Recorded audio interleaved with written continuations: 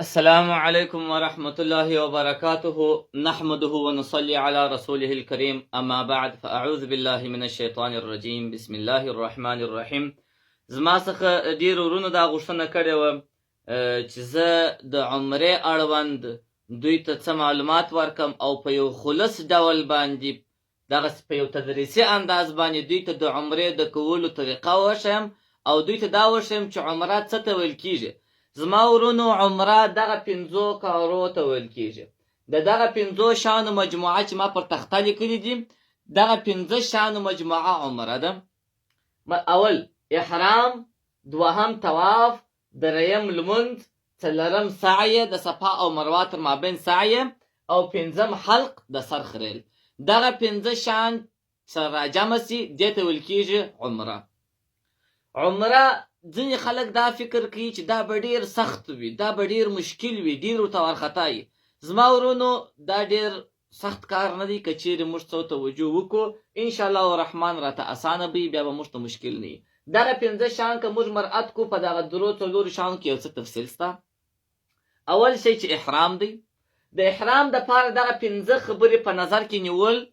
که څوک یې په نظر کې ونیسي انشاءالله الرحمن، 5 شان په احرام کې باید موږ مراعات کړو. اول شی د احرام تړلو مخکې غسل او پاکي کول،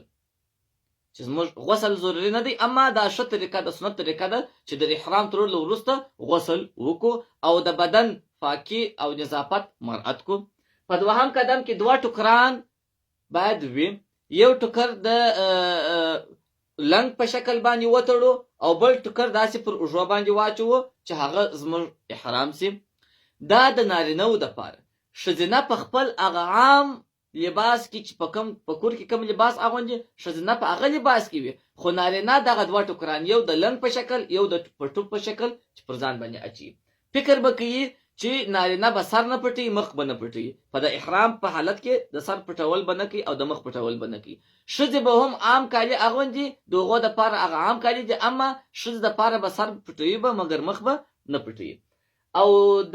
دغه 2 ټوکران د احرام چې پر ځان واچوله، یو یې د لنګ په شکل وتړي او بل یې د پټو په شکل پر ځان واچوي. 2 رکعاته نفل کوي د احرام دپاره. دا 2 رکعاته نفل دي، یعنی واجب نه دي، فرض او ضروري نه دي. که دا 2 رکعاته نفل وسي او دعاګانې وسي، بس دعاګانې دې وکړي چې الله جل وعلا شانه یې ورڅخه قبول کړي او دا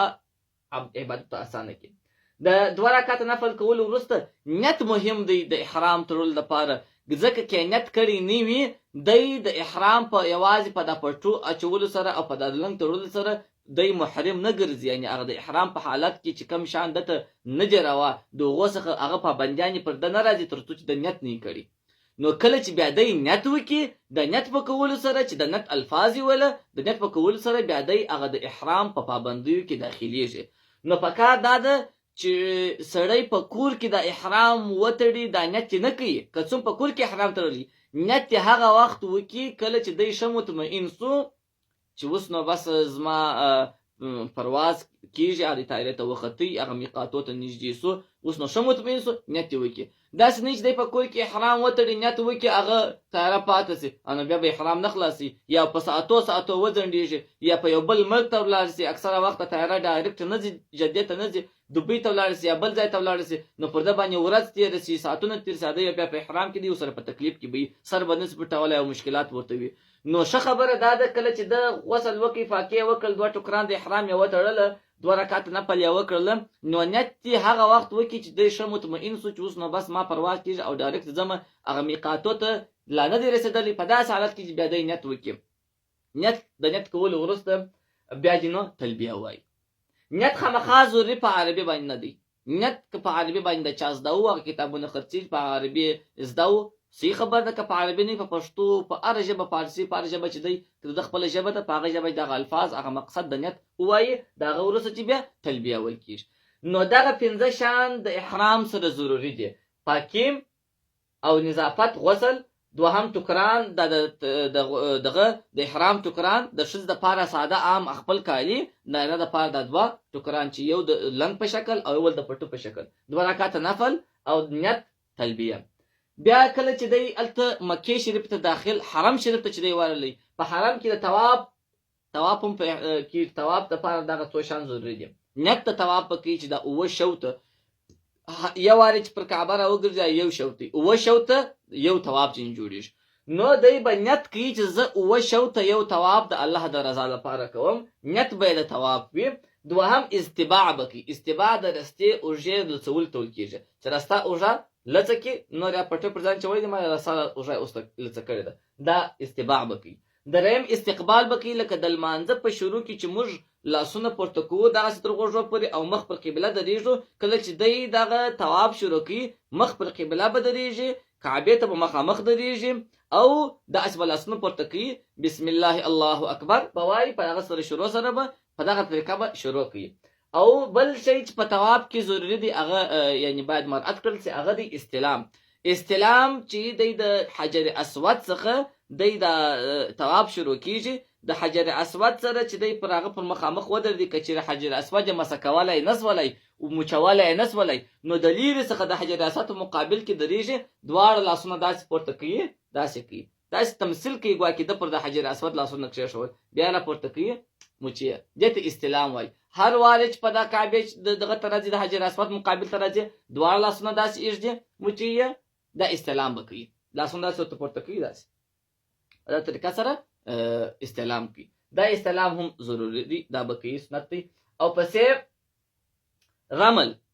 رمل د نارینهو لپاره د ښځینهو دپاره نه رمل د پهلواني ته ویل کېږي د پهلوانانو په رقم چمونه کول په درو اولو شوطو کې چې پر کعبه طواف کوي په دا درو اولو شوطو کې به د پهلوانانو په رقم دغه کوي د اوږې به ښوري پهلواني به کوي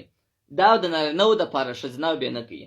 او لمونځ کله چې طواف مکمل کړي د طواف وروسته لمونځ کېږي 2 رکعاته هغه هم د مقام ابراهیم سره دا 2 رکعاته واجب دي د طواف وروسته په داسې ځای کې به ودرېږي چې د کعبې او د ده تر مابینځ مقام ابراهیم وي لمونځ به کعبې ته کوي د ده او د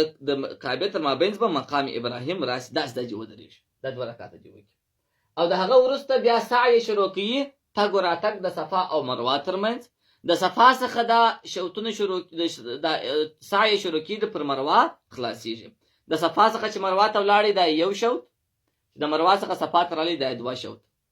بیا د صفا څخه تر مروه پر ولاړې دا 3 د مروه څخه راغلی و صفا ته دا 4 بیا د صفا څخه ولاړې مروه ته دا 5 د مروه څخه بېرته صفا ته راغلی دا 6 بیا د صفا څخه تر مروه پر ولاړې دا 9 پر مروه باندې خلاصېږي او کله چې دی صفا ته وخیږي کعبې ته هر کله چې دی صفا ته وخیږي کعبې ته به مخامخ به کعبې ته مخ ورواړي لاسونه به پورته کړي استلام به ورته وکړي تکبیرونه به وایي دعاګانې به وکړي کوشش چې وکړي چې په دعاګانو کې لاسونه ښه پورته کړي کله چې د صفا څخه راکښته کېږي صفا ته نږدې یو شله پخوا اوس دا شله نشته 2 شنه میلان دي د دغه میلانو په مابینځ کې به په نیمه ځغاسته سره ځغلي تر میلانو تېر شو بېرته به په عادي تګ سره ځي بیا چې کله د مروه د خوا څخه راتلی هم چې دغه میلان مابینځ ته راغلی په د میلان مابینځ کې به نارینه په نیمه ځغاسته سره ځغلي اما ښځینه به نه ځغلي دغه د صفا او مروه تر مابینځ د 9 شوطه دي د دې وروسته به راځي حلق د سر خریل ښځې به د سر ویښتان د یو بند په اندازه کوچني کوي د یوې ګوتې د بند په اندازه او نارینه دپاره افضله طریقه دا ده چې سر وخري د سر په خریل سره بس عمره تکمیل شوله دی د احرام د پابندیو څخه خلاص شو السلام علیکم ورحمة الله وبرکاته